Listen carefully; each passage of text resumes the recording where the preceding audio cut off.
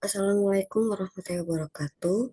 Perkenalkan, nama saya Tinesia Noviarum dengan NIM 081911333054. Di sini saya akan membahas mengenai prediksi curah hujan sebulan ke depan dengan metode neural network.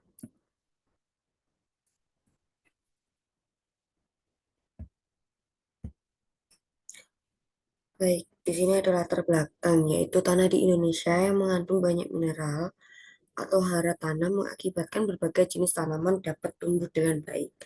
Kondisi tanah yang mengandung banyak mineral atau huru tanah, iklim tropis dengan sinar matahari dan curah hujan yang cukup merupakan keunggulan bagi wilayah negara kita. Karena di Indonesia dapat ditanami dengan berbagai jenis tanaman dan memberikan hasil yang melimpah. Indonesia memiliki berbagai jenis tanah. Setiap jenis tanah memiliki karakter yang berbeda-beda.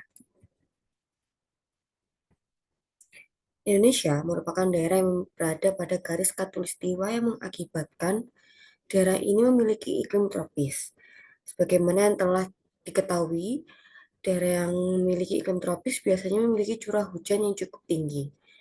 Curah hujan yang tinggi ini akan mempengaruhi sifat tanah, terutama sifat kimia tanah. Intensitas curah hujan yang tinggi akan menyebabkan tanah bereaksi masam karena terjadinya proses pencucian kation basa di dalam tanah. Oleh karena itu, diperlukan adanya prediksi cuaca atau turunnya curah hujan di suatu daerah untuk membantu kesuburan tanah agar petani padi, tumbuhan, dan lainnya dapat memanen hasil panennya dengan baik dengan waktu yang dapat diperkirakan, sehingga mereka mendapat keuntungan pendapatan pasti dari hasil panennya. Apa sih neural network itu? Neural network merupakan kategori ilmu soft computing. Neural network ini sebenarnya mengadopsi dari kemampuan otak manusia yang mampu memberikan stimulasi atau rangsangan melalui proses dan memberikan output. Output diperoleh dari variasi stimulasi dan proses yang terjadi dalam otak manusia. Nah, kemampuan manusia dalam memproses informasi merupakan hasil kompleksitas proses di dalam otak. Misalnya yang terjadi pada anak-anak. Mereka mampu belajar untuk melakukan pengenalan meskipun mereka tidak mengetahui algoritma apa yang digunakan. Kekuatan komputasi yang luar biasa dari otak manusia ini merupakan sebuah keunggulan di dalam kajian ilmu pengetahuan. Fungsi dari neural network di antara yaitu yang pertama pengklasifikasian pola. Yang kedua ada memetakan pola yang didapat dari input ke dalam pola baru pada output. Yang ketiga, penyimpanan pola yang akan dipanggil kembali. Yang keempat, memetakan pola-pola yang sejenis. Yang kelima, mengoptimasi permasalahan. Dan yang keenam ada prediksi. Dari keenam fungsi ini, pada prediksi kita kali ini, kita hampir menggunakan semua uh, macam fungsi dari neural network ini.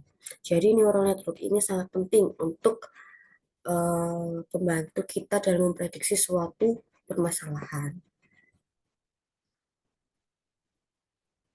Di sini kita mempunyai variabel utama dalam memprediksi curah hujan. Yang pertama kita mempunyai variabel angin. Angin adalah udara yang bergerak dari daerah yang bertekanan tinggi maksimum ke bertekanan rendah. Perbedaan tekanan udara ini disebabkan oleh adanya perbedaan suhu udara. Bila suhu udara tinggi, berarti tekanannya rendah dan sebaliknya. Saat suhu udara tinggi, maka dapat menjadi pemicu turunnya hujan. Yang kedua, kita mempunyai kelembaban udara. Dalam udara terdapat air yang terbentuk karena penguapan. Makin tinggi suhu udara, makin banyak uap yang terkandung di dalamnya. Hal ini berarti makin lembablah suhu udara tersebut, sehingga dapat menjadi faktor turunnya hujan. Dan yang terakhir, kita mempunyai variabel atau suhu udara yang sangat mempengaruhi. Suhu udara yaitu keadaan panas atau dinginnya udara yang sifatnya menyebar dan berbeda-beda pada daerah tertentu.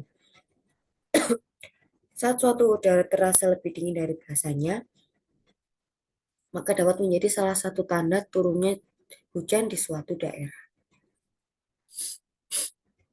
Baik, di sini saya akan melanjutkan untuk menampilkan bagaimana saya menggunakan eh, metode neural network ini dengan menggunakan Google Colab.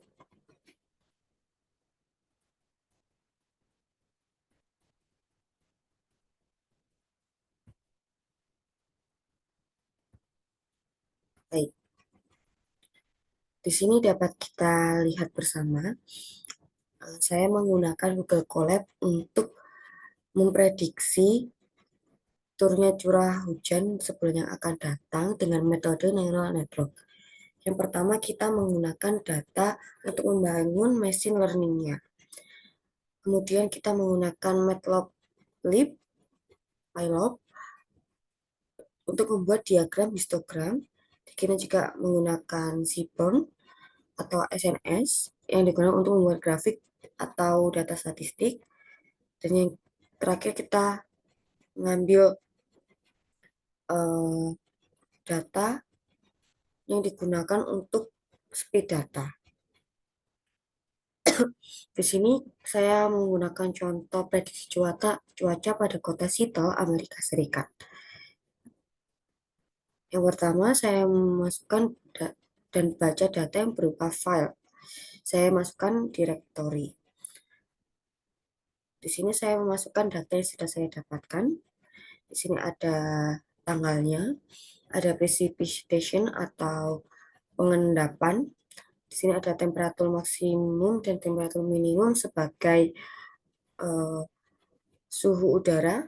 Di sini ada wind, angin, dan weather, yaitu cuaca yang kita dapatkan dari prediksi cuaca. Hasil dibawa untuk mengecek jenis pada data set kit, apakah dapat data kita terbentuk integer atau float. Kemudian kita masukkan datanya kembali.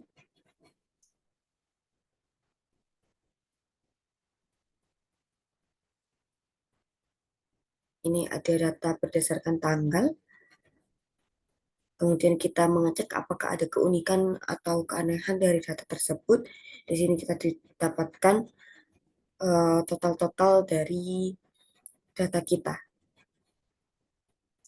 Baik, di sini kita dapatkan ada grafik. Setelah kita cek semua dataset, kita visualisasikan seperti gambar di bawah ini. Bisa dilihat pada warna dari beberapa gambar grafik di bawah ini, warna orange menunjukkan bahwa ia adalah makna dari hujan, dan hijau memiliki makna yaitu cerah. Dapat kita lihat dari grafik di bawah ini, kita mempunyai grafik yang didominasi oleh warna orange, yaitu data turunnya hujan. Di sini yang pertama, pada bagian pertama, ini sumbu Y-nya kita isi ada precipitation, ada temperatur maksimum, temperatur minimum, dan wind. Dan yang bawah ada precipitation, temperatur maksimum, temperatur minimum, dan wind. Jadi di sini penjelasannya, ketika temperaturnya tinggi dan pengenapannya tinggi, maka terjadi hujan di daerah tersebut. Di sini kita melihat ada yang dominan warna hijau, 2 grafik. Di sini kita lihat pengaruh dari temperatur maksimum dengan yang pertama itu dihubungkan dengan temperatur minimum, maka ia ditemukan adanya setengah daerah yang mengalami curah hujan dan setengah lagi daerah yang cerah. Ini juga ada temperatur maksimum yang dihubungkan dengan angin, pergerakan angin. Didapatkan ada daerah yang mengalami cuaca yang cerah dan daerah yang mengalami cuaca hujan. Di sini kita lihat ada temperatur minimum yang dihubungkan dengan pengendapan yaitu terjadi hujan di daerah tersebut, dan di sini ada angin yang dihubungkan dengan precipitation, yaitu pengendapan jika terjadi hujan. Jadi dapat disimpulkan bahwa ketika pengendapan itu tinggi, maka terjadi curah hujan yang tinggi pada daerah tersebut. Seperti itu. Baik, di sini kita juga masih punya data yang digunakan untuk mengubah arti cuaca menjadi kode.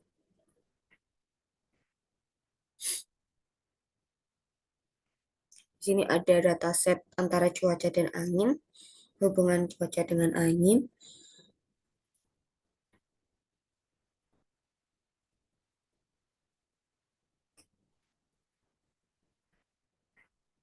Nah, dari dataset tersebut kita mendapat beberapa model penyelesaian, yaitu ada model linear regression.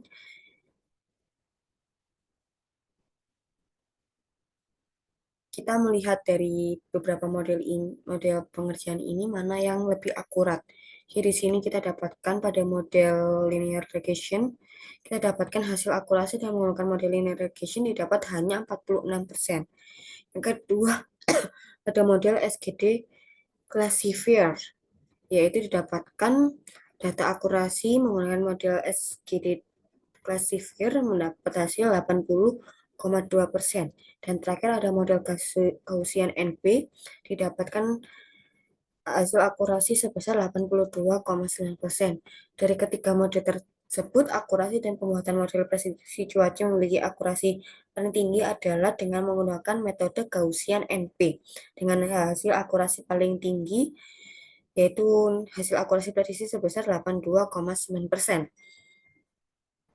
Jadi menenggati 100%, kita dapat pastikan dari model pengerjaan prediksi tersebut didapatkan data yang optimal. Baik, sekian dari saya. Terima kasih. Wassalamualaikum warahmatullahi wabarakatuh.